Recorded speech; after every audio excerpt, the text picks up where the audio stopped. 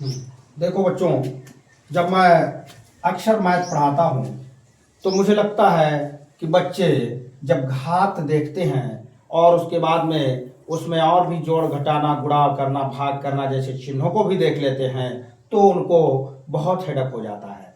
उन्हें लगता है कि अब हम मैथ नहीं पढ़ पाएंगे। तो इसके लिए मैंने सोचा है कि एक ऐसा टेक्नोलॉजी, एक कुछ ऐसे उदाहरण देकर आपको बताएंगे जिससे आपको ये घातांक सरल लगने लगेगा। पहले अब आपको यहाँ पर ध्यानपूर्वक देखना है। ये x पर घात m, भाग का निशान देख रहे हैं आप लोग, x पर घात n। तो ये क्या है? ये एक बेसिक समझ लीजिए कि घातांक का नियम है कि x पर घात भाग का निशान है तो m माइनस n हो जाएगा, मतलब घातें घट जाएंगी। ये आप दिमाग में बैठा लीजिए। क्या बैठा लीजिए? कि घातें भाग में घट जाती हैं। ये घातांक का नियम है, तो मैं नहीं कह रहा हूं, ये घातांक का नियम है। ये गणितज्ञों ने क्लियर करके रखा है। अब हमें क्या करना है भाई? हमें तो मिल चुका है फार्मूला, हम उस पर रखेंगे, तुरंत हमारा उत्तर आ जाएगा। अब नेक्स्ट एग्जांपल देख लेते हैं। x पर घात 7 भागे x पर घात 5। अब m के जगह पे 7 लिखा है बच्चों, बोलिए। n के जगह पे 5 लिखा है तो हमें क्या करना है? x लिखेंगे ऐसे, और x लिखने के बाद ये लिख देंगे 7 माइनस 5। एक बार और बराबर लगा दीजिए आगे और लिख दीजिए x पर पावर 7 में 5 घटेगा 2 बचेगा। देख लो, आ गया उत्तर आपका। नेक्स्ट एग्जांपल देखो बच्चों, अगला उदाहरण। x आप ऐसे लिखेंगे, x ऊपर क्या है? p और t, तो आप लिख देंगे p माइनस टी। बस हो गया उत्तर। गिनतियों में तो हम 7 में 5 घटा के 2 लिखेंगे, परंतु जब p में t घटाएंगे तो p माइनस टी ही उत्तर आता है। उसमें आपको बराबर लगा के कोश लिखने की जरूरत नहीं है। अब आगे देखते हैं। फिर x पर घात ये 17 भागे 7, तो आप 17 में माइनस 7 लिखेंगे। हाँ, अब मैंने देखा कि 17 में 7 घटाया जा सकता है, तो ले लीजिए भैया, x लिख दो और 17 में 7 घटा दीजिए, आपका आ गया 10। ये हो गया उत्तर। अब देखिए आखिरी उदाहरण, लास्ट एग्जाम्पल आपका बचा हुआ है।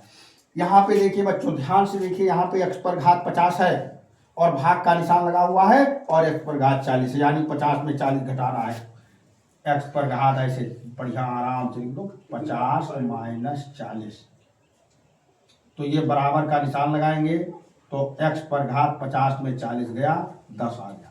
तो इस तरीके से आप लोगों ने देखा बच्चों कि घात संबंधी प्रश्न आपके सामने दिए गए, फिर आपको बताया गया और आप तुरंत समझ भी गए होंगे। क्या देखें एक बार फिर मैं वंस अगेन। 7 माइनस 5 तो p minus T, 17 minus 7 10, 50 minus 40 10। मतलब घात जो भी होगी, हम अगर भाग लगा है निशान तो हम घटा देंगे, उत्तर आता रहेगा। अब आप लोग लिख लीजिए आराम से, मैं आपको थोड़ा टाइम दे रहा हूं, नोट कर लीजिए। ओके,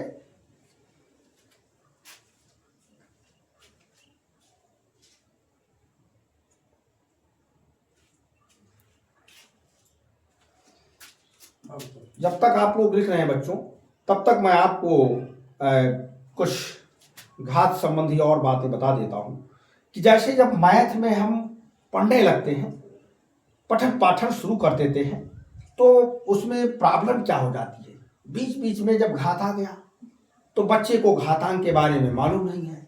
टीचर ने तुरंत लगा दिया क्योंकि उसे तो मालूम होता है, वो तो रोज वही करता है, और बच्चे को ये बात दिमाग में समझ में नहीं आती है क्या कारण है, कैसे सर ने ऐसे कर दिया। तो इसके लिए मैंने प्लान बनाया कि गणित को आसान बनाना है। मेरा तो यही लक्ष्य है कि बच्चा गणित को आसान समझे और उसको हर हालत में समझ में आ जाए। इसलिए मैंने घातांक का एक नियम रखा है आपके सामने। अब सब नियम एक ही में अगर हम डाल देंगे तो आप कुछ नहीं समझ पाएंगे, इसलिए 1 बाय 1 करके मैं आपको समझाने का प्रयास कर रहा हूं।